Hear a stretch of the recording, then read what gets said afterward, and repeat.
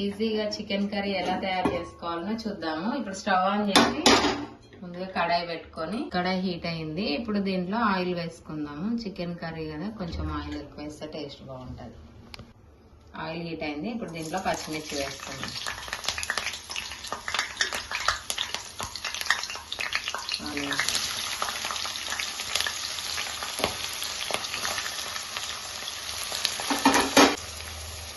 ఉల్లిపాయ వేసుకున్న తర్వాత కొంచెం పసుపు వేసుకోవాలి,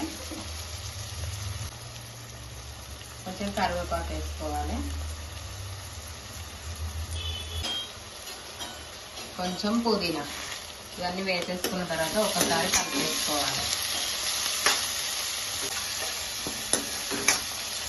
ఇవన్నీ మంచిగా కలిపేసుకొని ఇప్పుడు దీంట్లో కొంచెం ఉప్పు వేసుకుంటే ఉల్లిగడ్డ తొందరగా మగ్గుతుంది. ఉప్పు వేసుకొని ఒక్కసారి దీన్ని కలిపేసుకున్న తర్వాత మూత పెట్టేసుకోవాలి. ఉల్లిగడ్డ వేగిందేమో చూద్దాము. ఉల్లిగడ్డ అయితే మంచిగా వేగిపోయిందండి, బ్రౌన్ కలర్ వచ్చింది మొత్తము. ఇప్పుడు దీంట్లో అల్లం వెల్లిపాయ పేస్ట్ వేసుకుందాము. ఇదైతే ఫ్రెష్గా నూరుతాను. నేనైతే నాన్ వెజ్ తెచ్చినప్పుడైతే ఖచ్చితంగా అల్లం వెల్లిగడ్డ పేస్ట్ అయితే నూరుతాను, ఫ్రెష్ది.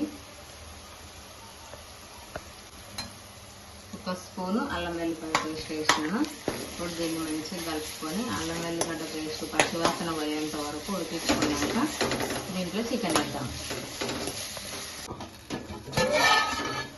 అల్లం వెల్లిగడ్డ పేస్ట్ అయితే వేగిపోయింది. ఇప్పుడు దీంట్లో చికెన్ యాడ్ చేద్దాం.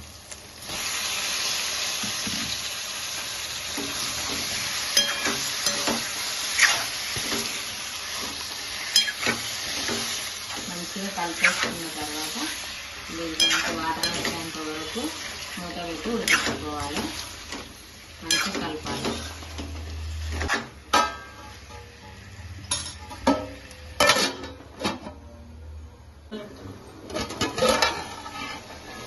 చికెన్ అయితే మంచిగా ఉడికిపోయింది.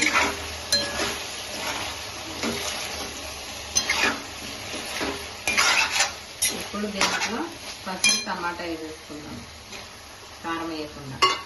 కారం వేసిన తర్వాత వేసుకోవడం అదొక స్టైల్, ఇదొక స్టైలు. ఇప్పుడు ఇట్లా వేస్తున్నాను, చూడండి బాగుంటుంది ఇట్లా కూడా టేస్ట్. టమాటా కొంచెం ఉడికిన తర్వాత అప్పుడు కారం వేద్దాం.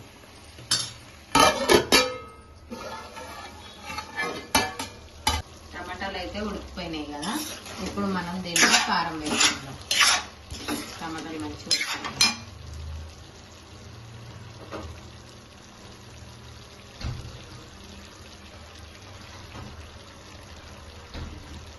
టేస్ట్కి సరిపోయేంత కారం, ఉప్పు చూసుకొని వేసుకోండి. ఫస్ట్ ఒక స్పూన్ వేసినా కానీ నేను ఇప్పుడు కొంచెం వేస్తున్నాను. వేసిన తర్వాత మంచిగా కలుపుకోవాలి. కారం పచ్చివాసన పోయేదాకా ఉడికియాలి.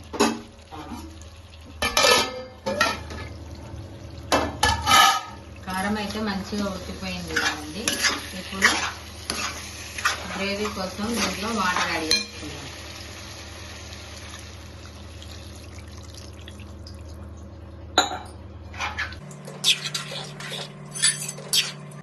ఇప్పుడు గ్రేవీకి వాటర్ యాడ్ చేసిన తర్వాత మంటని హై ఫ్లేమ్లో పెట్టాలి.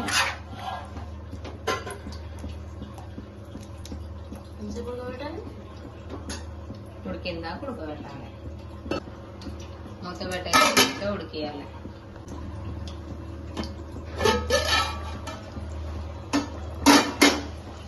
ఇప్పుడైతే చికెన్ మంచిగా ఉడికిపోయింది కదా, దీంట్లోకి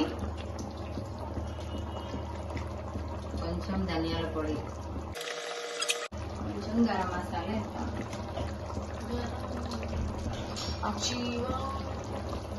కొంచెం గరం మసాలా. ఒకసారి కలిపేసుకొని బాగా ఉడకనియాలి. మూత పెట్టి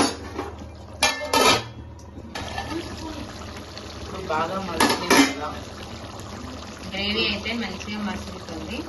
ఇప్పుడు దీంట్లో కొత్తిమీర వేసేసుకోవాలి. పైన చికెన్లో కరివేపాకు వేస్తే లాస్ట్కి చాలా బాగుంటుంది. కొత్తిమీర వేసినాక ఒక 5 నిమిషాలు మంచిగా ఉడికించుకొని బంద్ చేస్తే సరిపోతుందండి. ఇక్కడ టేస్ట్ చూసుకొని ఉప్పు సరిపోకపోతే ఉప్పు వేసుకోవాలి. అంతే అండి, మన చికెన్ కర్రీ అయితే రెడీ అయిపోయింది. చాలా సింపుల్గా, ఈజీగా, టేస్టీగా ఉండే చికెన్ గ్రేవీ కర్రీని ఎలా తయారు చేసుకోవాలో చూసారు కదా. వీడియో లాస్ట్ వరకు చూసినందుకు థ్యాంక్ యూ సో మచ్ అండి. వీడియో నచ్చినట్లయితే లైక్ చేయండి, షేర్ చేయండి, సబ్స్క్రైబ్ చేయండి. మరిన్ని వంటలు మీకు ఏం కావాలో కామెంట్ చేయండి.